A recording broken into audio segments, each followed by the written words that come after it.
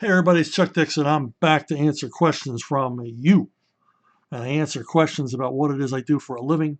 What I do for a living is I write comic books. Let's get right to the first question. Benjamin Michael Jaffe says, I don't think anyone has asked you about this yet, but how did you come up with your approach on Green Arrow and where did Eddie Fiers come from? Um, my approach from Green Arrow comes from the same place that Eddie Fiers comes from. He was a creation of Mike Grell. Mike Grell's long and celebrated run on Green Arrow. I kind of took over after a couple of other writers after Mike left. I took over directly from Kelly Puckett, another awesome and excellent writer, and he kept Eddie Fiers pretty much in the forefront of the series. And Eddie is a terrific character. He's kind of a realist, down the earth guy, glass half full guy, or glass half empty guy, as compared to Ollie's extrovert, narcissistic personality, where Oliver Queen would kind of see the world the way he wanted, and Eddie sees the way the world is.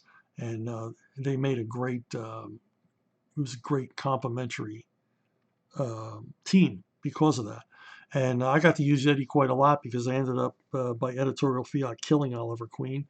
And so Eddie Fiers steps in to make good on his promise to look after Connor Hawke, Ollie's illegitimate son, who took over the Green Arrow role. So Eddie was very much a kind of an uncle figure to Connor throughout my run. And he was a lot of fun to write. Just a kind of no BS kind of guy who would just say anything and let the chips fall where they may. So that's where Eddie Fiers came from the fevered brain of Mike Grell. Drew Geraci. Drew Geraci gets nerdy. He lets his geek flag fly and no apologies. There's no guilty pleasures with Drew. He says, what villain in the Marvel Universe would you like to see square off with Batman, with Nightwing, with Black Canary, with Tim Drake Robin? All right, I'll play. Versus. All right. Tim Drake Robin. I think it would be fun to pick any villain from the Marvel Universe. It would be Doom. Doom is, tech-oriented scientific genius. Tim Drake, very tech-oriented kid, feisty. I think Doom would see Tim as a lightweight. He would totally underestimate him. And of course, that's where Tim lives, in being the underestimated underdog and taking advantage of that situation. So I think Tim could bring Doom down, or at least give him a couple of bad days. Another great character for Tim to go up against would be Ultron, who's all tech. Um, I'd love to see a story where, Tim basically reprograms him for good. But of course, retroviruses and kits that Ultron had installed within himself would eventually take over, and the true Ultron would emerge. But anyway, it'd be great to see Robin going head to head, tinkering with the inner workings, the operating system of Ultron. Okay, another versus Batman. Okay, if Batman's going to take on any Batman villain, it's going to be if Batman's going to take on any villain from the Marvel Universe, it's going to be the biggie. He's going to take on Galactus. I always said that given 6 months, Batman could figure out a way to defeat Galactus on his own. And it might be a fun story to see the Cape Crusader versus the Devourer of Worlds. Kind of story that Denny O'Neil would hate because it would have so many science fiction, fantastical elements to it. But wouldn't it be fun to see Batman save the whole planet against Marvel's, for my money, biggest heavyweight? Okay, versus Nightwing. Who would it be fun to see Nightwing against? Kraven the Hunter. You imagine Kraven coming to Bloodhaven looking for Nightwing? I mean, that story writes itself. I'm sorry. Kraven chasing Nightwing all over Bloodhaven. I could write a 6-issue miniseries, no problem, especially if you bring me Scott McDaniel on the artwork. That would just be a blast. And, I'm looking at these things not as a geek, but as a writer as well. How much fun would it be to write a story with, crossing over some of DC's greatest heroes with Marvel's greatest villains? It would be cool. Hey, they should think about that. Versus Black Canary. And there's only one Marvel villain that would be, she's perfectly suited to go up against. That would be Claw. claw with his sound weapon against Black Canary's canary cry. How cool would that be? A sonic battle of the Titans. They'd probably level half a city before they were done just by making noise. So that would be kind of cool. I'd love to throw Daredevil in the mix. Imagine how messed up Daredevil would be by Canary's cry. You could have them teamed up together, and then the minute she unleashes that cry, Daredevil's no good. He's basically laying on the floor, suffering vertigo. Okay. Neil Matthews says, between the directors of Don Siegel, Sam Peckinpah, Sergio Leone, and Walter Hill, whose work do you like generally the most? Well, you're in my wheelhouse now, action films. Let's take on Sergio Leone first. Leone, auteur, Italian director, mostly famous for his westerns. Um, the classic Once Upon a Time in the West, the amazing Man with No Name movies. He really made his mark with seriously very few films. What, like a half a dozen movies this guy made? He produced a few more, but in the director's seat, he was only sitting there half a dozen times that I can think of. Lifelong fan. When I was a little kid, I loved his Colossus of Rhodes. It wasn't until years later I realized he directed it. Colossus of Rhodes was a big sword and sandal epic that was, I always wondered, I liked it when I was a kid and for years wondered, why did I like that movie so much? And I watched it recently and now I know why. It was everything but the kitchen sink. This movie had everything in it, earthquakes, arena fights, and it was violent as hell. So, which made me just love the crap out of it. It had an astonishing number of special effects too for an Italian sword and sandal flick. But yeah, Leone, top of the heap. Peckinpah, another director, great director, not terribly prolific. Didn't make a whole lot of movies, mostly because he created a lot of problems for himself in Hollywood, kept stunting his career through, alcoholism and drugs, and just being a real hard guy to work with. But he made The Wild Bunch, so all is forgiven, Sam. He broke out in early TV westerns, The Rifleman, my favorite television show of all time, and made a series of terrific westerns: Ride the High Country, The Wild Bunch, Pat Garrett and Billy the Kid, Ballad of Cable Hogue, as well as The Getaway with Steve McQueen, an awesome crime chase film. But as I said, his own personal problems and just plain orneriness kind of short-circuited his career. But I guess that's where um, the inspiration for his work came from, because so much of his work was very personal. He was a true Westerner, grew up in a Western family, family that owned ranches and things like that. So he knew what he was doing, and he had a lot of authority, and it shows on the screen. Huge favorite, huge influence. Walter Hill. Walter Hill, on the other hand, very prolific action film director, even more prolific producer. Yeah, I like Hill's stuff a lot. Not as much as the two I previously mentioned, because he tends to have like a framework, a formula. He repeats a lot of the same tropes. His work is a little bit too much on the pastiche side for me. Uh, it doesn't. It seems like he's making movies about someone else's movies. They don't seem as earnest as Leone and Peckinpah. But you want a good shoot 'em up. You can't go. You can't go much better than the 48 Hours movies. Um, you know, all the other flicks he made. He producer and co-writer on a lot of the alien movies.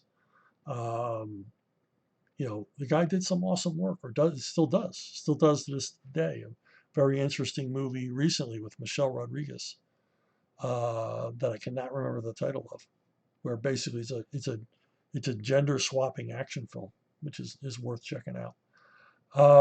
Okay, of the list you gave me, Don Siegel's probably my favorite.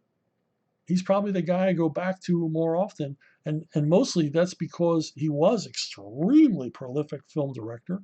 Started out in Warner Brothers, directing montages. If you ever see montages in old Jimmy Cagney and Humphrey Bogart movies, they were all directed by Don Siegel. And then he went on to helm a lot of low budget films through the late 40s, early 50s that really, I don't know, so many of them were groundbreaking. He worked in so many different genres, which I guess is what makes him my favorite of the four, the classic Invasion of the Body Snatchers. This guy could do so much with a shoestring budget and 2 weeks shooting time. He was always known for bringing movies in under budget and on time. And Invasion of the Body Snatchers is about as frightening as you can get for a 50s sci-fi film. Very thought-provoking, very groundbreaking, and it's unusual for a science fiction film in that there's almost no special effects in it, and yet it really, really has a lot of impact even today. Duel at Silver Creek, an Audie Murphy Western that Don Siegel helmed. It's one of my favorites. I always say this is a movie to study for pacing 101. There's not a wasted scene in it. This movie has so much forward momentum from the opening credits to the end credits.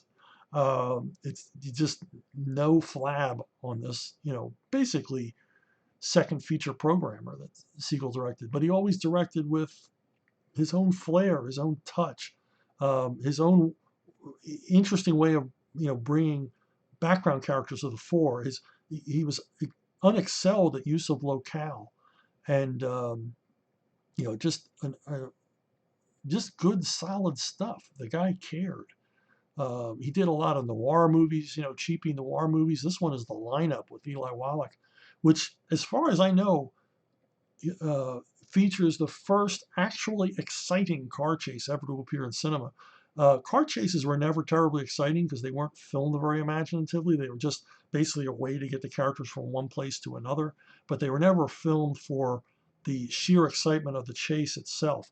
And here we have a car chase, through San Francisco that ends on the Golden Gate Bridge that even today still holds up. And of course, Siegel's known for his long association with Clint Eastwood.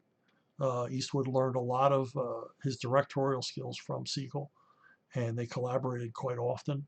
And many times Siegel letting Eastwood get behind the camera and direct sequences himself, which gave this American icon a lot of behind the camera time that obviously he's made good use of.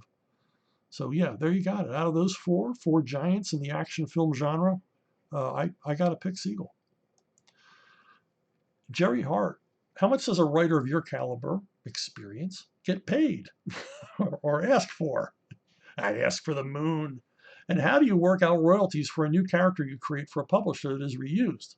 For example, Bane, or a character you may have created for CrossGen, etc., that was popular. Okay, like I said, I ask for the moon. No, I really don't. I ask for what's fair. And these days, it depends on how interested I am, how well I know the publisher or editor, and it's always, what do I want up front versus what do I want on the back end. If it's something that I think is going to be very successful, I'll give them a break on the front end for a bigger piece of the royalties. So it goes back and forth. I mean, I have standard rates. I have a standard rate at Marvel. I have a standard rate at DC. It's what I usually base the stuff on. But sometimes I'll ask for more. If it's a straight work for hire job on something that's going to sell a lot, I'll ask for a much higher page rate. I'm not going to get into the dollar amounts. As far as royalties go, well, places like DC and Marvel, you get a little tiny bit of what they get. And I see the statements. They rake in, lots and lots and lots of money, and I get a piece of that, which, it's fine. I knew that going in. I know the rules of the game. Once upon a time, you got nothing. Like at CrossGen, I owned nothing at CrossGen. It was all work for hire. The back end at CrossGen was as an employee that we would eventually share in the profits. Of course, there never were any profits. Thank God I didn't share in the debt. But those characters all now belong to Disney, who bought CrossGen at a fire sale, and so I get nothing. I have no claim. Although even at hard-ass work-for-hire companies like Marvel and Disney, they're starting to pay out a little bit to creators. Not a whole lot, but a little bit. And at least it's something. And legally and on paper, they owe us nothing because we signed all of our rights away. But they're trying to do the right thing and, help us all out. So, I'm just glad I get paid for what I do. Just paid, I don't want to sound humble or whatever. Yeah, I like the money. I'm a professional writer. I get paid to write. But I'm just real grateful, mostly to God, not to any publisher, that I get paid to sit here and make stuff up. So, William Miller, why do modern comics suck? Well, there's a lot of reasons. One of the major reasons is over 20 years ago, the veteran editors and publishers retired, and they left behind a bunch of careerists who really aren't interested in producing quality comics. And these careerists were slowly over time replaced by um, social justice warriors for a large part. Now, some of this is changing. It's changing back now. I've worked recently with DC Comics editors who are very interested in producing a quality product. So we're getting back to that. So maybe comics won't suck so much in the years ahead. But they brought in these people that were tourists. They weren't from the comic book industry. They weren't lifelong comic book people. They just thought it would look cool to have Marvel Comics on their resume when they go to apply to work at the New Yorker. So they're mostly in it to prove a point, to make a name for themselves. They're far more interested in this than they are in this. Over at DC, they were for a long time more interested in this and in Continent Batman than they were in this Batman, the coolest comic book character who ever lived. Now, um, that's not to say that comic people were always so earnest about creating quality work, but at least the people back in the day understood that if you didn't create quality work, you didn't sell. You know, that maybe they thought the kids were dumb, but they knew they had to make the kids happy. So they created stuff that they would like. And they did this through redundant publishing. They had no idea what kids liked, but they would have a title that sold well. There weren't too many returns. And they'd realize, hey, we're onto something. We got 40% returns on this horror comic. Let's do more horror comics. And that's how they did it. Now, at DC Comics is legendary for basically hating their readers, thinking their readers were morons. They thought that the comics were basically done for precocious children, and literally anyone over 10 years old who was still reading comic books had to be a moron. So they didn't, you know, they had a level of contempt for the readership, but they learned what the readers liked for a while anyway. They learned what the readers like and they leaned into that. And they did create and craft quality comics that were readable and entertaining because that was their job. They didn't slack off. They didn't, blame the audience if something didn't sell. They just tried to work it out. Now, when Marvel Comics came along, that was the end for DC because Marvel Comics had become cool. They had figured out a formula that the kids liked, and kids responded to it. And even young adults responded to it and began buying comics. And DC never, ever really figured out what was going on there. For a long time, the editors thought it was the colors they used on the covers, things like that. The DC, they saw themselves as the Tiffany of comic books, and they thought Marvel was, some sort of back alley production. They thought Marvel comics were ugly and crude. They didn't see what was there, and they didn't see it for a long time. And of course, Marvel's back, you know, uh, producing crap for the most part. So they've kind of forgotten what made Marvel great.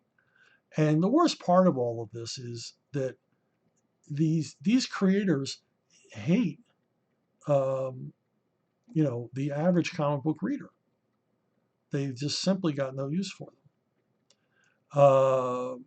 You know who didn't hate the reader? Stan Lee. He didn't hate readers. Jack Kirby didn't hate the readers. Archie Goodwin, Harvey Kurtzman. They had respect for the readers. They wanted to do the best, most entertaining, funniest, most exciting, most suspenseful work they could do. They were into it. They were comic book guys. They loved the medium. Steve Ditko, my God, God bless him. He was so earnest about this crazy medium. He didn't look at it as it was just for idiots and children. John Stanley, another one. His work is incredibly sophisticated. It worked on two different levels. You could read it as an adult or read it as a child and see entirely different things in it. Wally Wood is another one. Here's a guy who's as cynical as the day is long, but he loved comics and he loved, you know, I guess he loved making kids happy. I mean, maybe he was just doing it to make himself happy, but that's good too. You know, these guys all shared a sort of adolescent enthusiasm, even though they were grown men, for this crazy medium. And you know who else doesn't hate you? I don't hate you. Hey, I love my readers. I'm one of the readers. I'm a geek. I'm a nerd.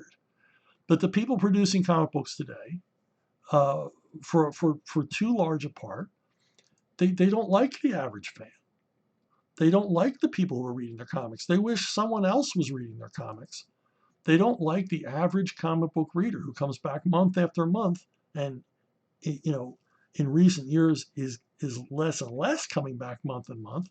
Um, the people that support it, the lifeblood of the comic book industry, is the regular comic book fan. Especially since they've abandoned the newsstand and they've pissed off, I would say 60% of the comic book readership who have simply walked away to either just continue reading their back issues or reading collections or in some cases making their own comics because they're so disillusioned by the poorly crafted, poorly designed, poorly written, poorly drawn, poorly conceived output they see out of much of the mainstream publishers.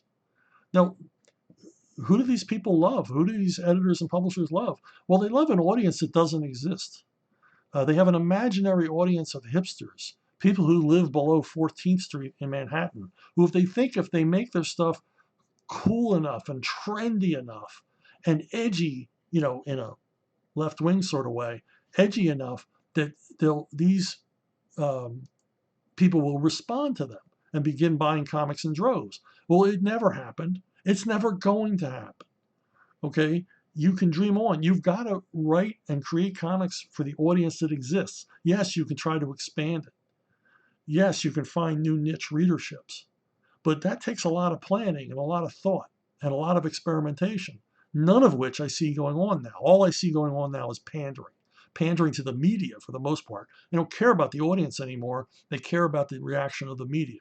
So a comic can get all kinds of attention on the internet and sell 20,000 copies to actual readers. That's not the way things are supposed to happen. The other thing is that not only do they hate the audience they have, they ignore the audience they need, and that's children. Children should be reading comic books. You should be making comic books that children like. And I don't mean dumbed down, ugly, stupid animation style comics. That's not what I read when I was a kid. Write sophisticated. I worked in children's books. Kids are sophisticated. You can't fool kids. You can't fake a kid out with dialogue and slick, cool characters. You got to have a story. Quentin Tarantino would be the worst children's book author ever because you got to have a plot. You got to have a story. You can't fool a kid. A kid wants to know what's going to happen next. Why do I care about this character? And that's the craft. Kids see through to the craft, whether they know it or not.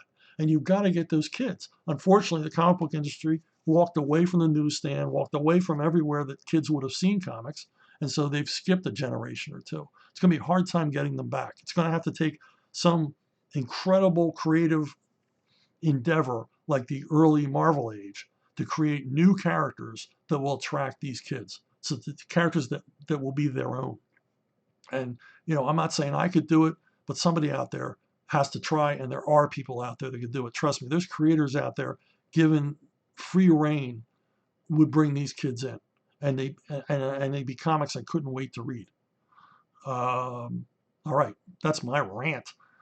Claude Parrish says, here's a question. Are there horrible people in the comic business who make life miserable for talented people? Have you ever slapped any of them? Yes, there's been a number of editors who it seemed like they were more interested in tormenting freelancers than they were in producing quality comics. I won't name names, but every freelancer out there is probably making a list in their head. These are editors who, probably enjoyed tearing the wings off of butterflies when they were children. Just not nice people. Why they got in the industry, I have no idea. I think sometimes it was open resentment at how much money freelancers made compared to how much money editors made. I actually had an editor hold checks back on me because he thought I made enough money that month. I'm not I don't get angry very often. But, well, I lost it then. It's like, that's my money, damn it. It's not your money. And it doesn't matter how much I made. And the truth of the matter is, you may be jealous of what a freelancer makes, but if you're an editor and you've been there for 20 years, you had 20 years of employment. That's more than most freelancers get. Um, have I ever slapped anyone? No, I've never gotten physical with an editor. That's crazy. In fact, I tried to be as unimpressive physically as I could, but I'm a big guy, and I can't help that. I was born big. I'm a big guy. I'm 6'4", 250, 270. Okay, let's be honest, 280. And I'm a big guy. And Gary Quapis always said that was a problem I had with some of these editors. I'd be looming in their doorway like, Karloff's Frankenstein, and I'd remind them of every guy who ever beat them up for their lunch money. And a lot of times, he thinks that's why I didn't get more work at mainstream Marvel, because they were physically afraid of me, although they had absolutely no reason to be. Anyway, let's move on to the next question. Spencer Welsh II. Is there something you are uncredited in that would surprise us? And can you tell us what it is? Well, obviously, I wouldn't have put this up if I couldn't tell you what it was. The biggest thing I'm uncredited for is large portions of Thomas Jane's Punisher movie. Well, I just noticed this. He has that magazine in backwards. That's weird. Anyway, um, the torture scene in which he tortures a guy with a popsicle and a blowtorch. That's all me and Johnny Romita Jr., and I never got any credit. There's no special thanks in the credits or anything else. If you go on IMDb, the screenwriter freely admits that he stole it from me. And of course, I never saw a dime for it. So yeah, I'm uncredited for that. Okay, here's one for all you Chuck Dixon completists, and you know who you are. Catwoman number 12. I wrote this issue, even though it's not credited to me. This was in the middle of Night's End, obviously, Night's End Part 6, and it was kind of going to be a big deal issue as laid out at one of the Bat Summits. But for some reason, I don't know if the author lost track on the schedule and didn't realize that she needed to write the story for this issue the way it was laid out on the thing, on the big schedule, on the big whiteboard. For whatever reason, the story she handed in had nothing to do with what it was supposed to have something to do with.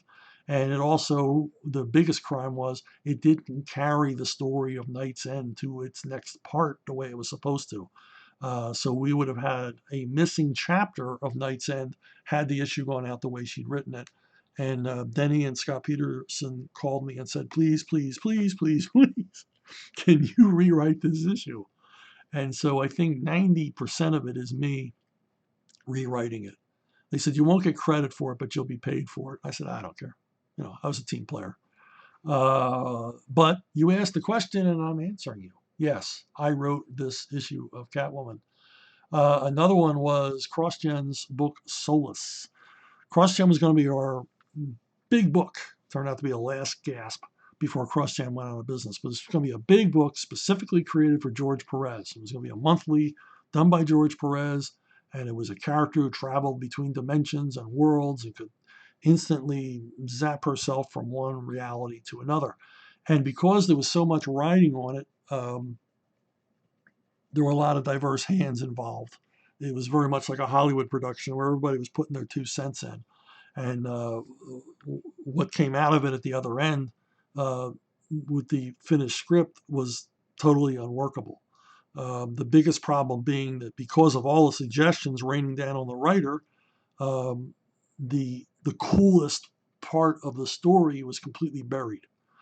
And so Mark Alessi called us into the office and yelled a lot and banished us to the conference room and told us not to leave until we had a decent script, a usable script written. And I said to the room, look, we can sit here all day hashing this out, and second guessing and everything else, or you can just let me go to my office and I'll be back in a half hour because I know what to do. I know what to do on this issue, and we're wasting time talking about it. I was like Gregory House. I knew what was wrong with the patient, and I just wanted to be left alone to solve it and everybody not question me because I saw through to the heart of it. And someone said, "But Mark told us to stay in here." It's like, what are we, 5 years old? You know. So I left the office. I left the conference room, went back to my office.